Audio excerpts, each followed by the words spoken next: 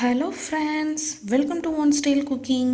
நாம் இன்றைக்கி பார்க்க போகிற ரெசிபி என்னென்னு பார்த்தீங்கன்னா ரொம்பவே சூப்பரான டேஸ்டான வெண்டைக்காய் மசாலா தாங்க பார்க்க போகிறோம். வாங்க எப்படி ஈஸியாக டேஸ்டியாக செய்யலாங்கிறத பார்க்கலாம்.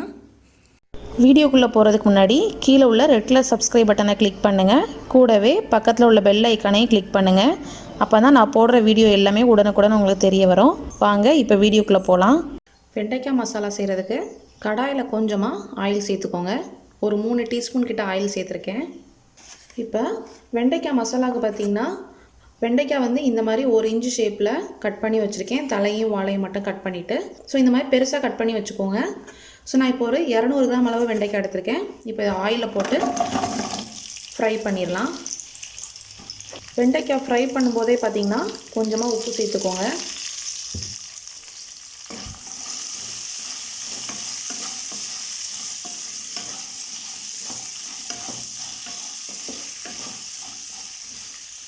இந்த ஆயிலே பார்த்திங்கன்னா அந்த வெண்டைக்காயோட வலுவழுப்பு எல்லாமே நல்லா போகணும். நல்லா இதிலே பாதி வந்து வெண்டைக்காய் வெந்துடும்.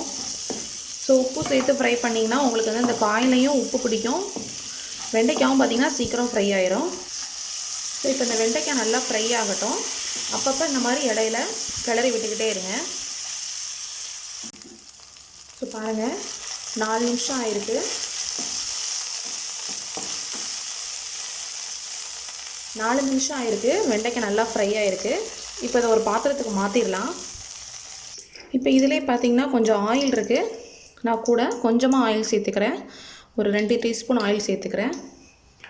ஆயில் சூடானதும் கொஞ்சமாக கடுகு சேர்த்துடலாம். கடுகு பொரியும் போது ஒரு 1/2 டீஸ்பூன் கிட்ட ஜீரகம்,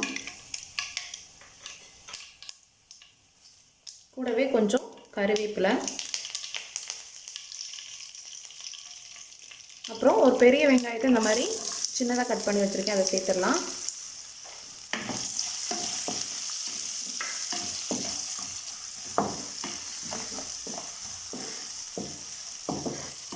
இப்போ இந்த வெங்காயம் நல்லா வதங்கட்டும்.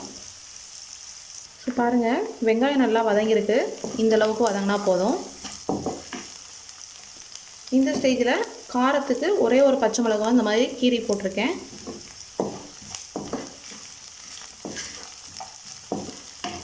இப்போ இது கூட ஒரு 2 பழுத்த தக்காளியை சேர்த்துடலாம். கூடவே தக்காளி வேகிறதுக்காக கொஞ்சமாக உப்பு சேர்த்துக்கோங்க. நம்ம ஆல்ரெடி வெண்டைக்காய் வதங்கும் போது உப்பு சேர்த்தோம்.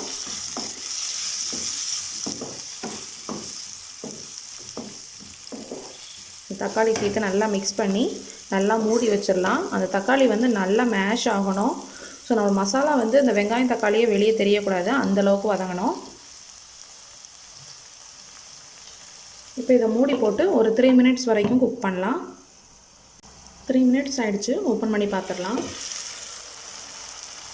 இப்போ பார்த்திங்கன்னா வெங்காயம் தக்காளியெல்லாம் நல்லா வதங்கியிருக்கு.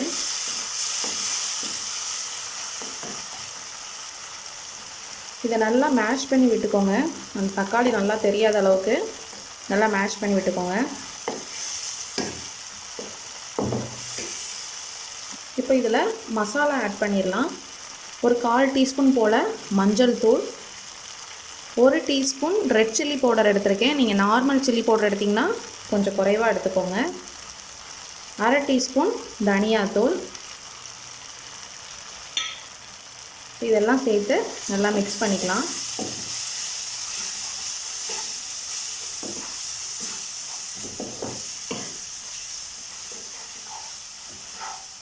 இப்போ இந்த மசாலாவோட ரா ஃப்ளேவர் எல்லாமே போகணும். இது நல்லா குக் ஆகணும். இதுக்கு பார்த்திங்கன்னா ஒரு 1/2 டம்ளர் போல் தண்ணி சேர்த்துக்கோங்க. ரொம்ப தண்ணி சேர்த்துறாதீங்க. அதிகமாக தண்ணி சேர்த்திங்கன்னா குழம்பு மாதிரி ஆயிரும்.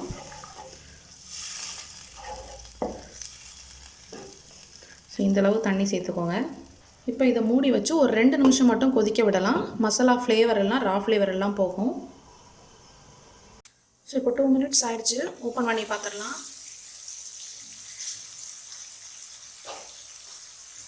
பார்த்திங்கன்னா இந்த ஆயிலெலாம் நல்லா பிரிஞ்சு வந்திருக்கு. அந்த தக்காளி அந்த மசாலா எல்லாமே நல்லா குக் ஆகிருக்கு பாருங்கள். இந்த மாதிரி நல்லா குக் ஆகிருக்கணும். இந்த ஸ்டேஜில் நம்ம ஃப்ரை பண்ணி வச்சுருக்கோம்ல வெண்டைக்காய், அதை சேர்த்துடலாம். ஸோ வெண்டைக்காய் வந்து பார்த்திங்கன்னா ஆல்ரெடி ஃப்ரை ஆகிடுச்சு. இந்த மசாலாவில் மட்டும் ஒரு நிமிஷம் குக் ஆனால் போதும். ஸோ இது பார்த்திங்கன்னா சாதத்துக்கு ரொம்ப சூப்பராக இருக்கும்.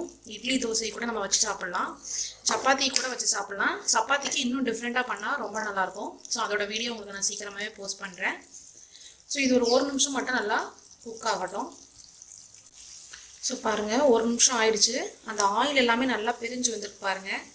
ஸோ இந்த மசாலா பார்த்திங்கன்னா அவ்வளோ சூப்பராக இருக்கும். நம்மளுக்கு உப்பு, காரம், அந்த தக்காளியோட ஃப்ளேவர், வெண்டைக்காயோட ஃப்ளேவர் எல்லாம் சேர்ந்து செம்மையாக இருக்கும். தக்காளி சாதம், வெரைட்டி ரைஸ், எல்லா டிஷ்ஷுமே ரொம்ப சூப்பராக இருக்கும். கண்டிப்பாக அந்த ரெசிபி ட்ரை பண்ணி பாருங்கள். இப்போ நம்மளுக்கு மசாலா ரெடி ஆகிடுச்சு. அடுப்பை ஆஃப் பண்ணிடலாம். ரொம்பவே சூப்பரான டேஸ்டான நம்மளோட வெண்டைக்காய் மசாலா ரெடி ஆகிடுச்சு. நீங்களும் உங்கள் வீட்டில் ட்ரை பண்ணி பாருங்கள். கண்டிப்பாக அந்த ரெசிபி உங்களுக்கு பிடிச்சிருக்குன்னு நினைக்கிறேன். ரெசிபி பிடிச்சிருந்துச்சுன்னா நம்ம சேனலை லைக் பண்ணுங்கள், ஷேர் பண்ணுங்கள், சப்ஸ்கிரைப் பண்ணுங்கள், மறக்காமல் கமெண்ட் பண்ணுங்கள். தேங்க்யூ.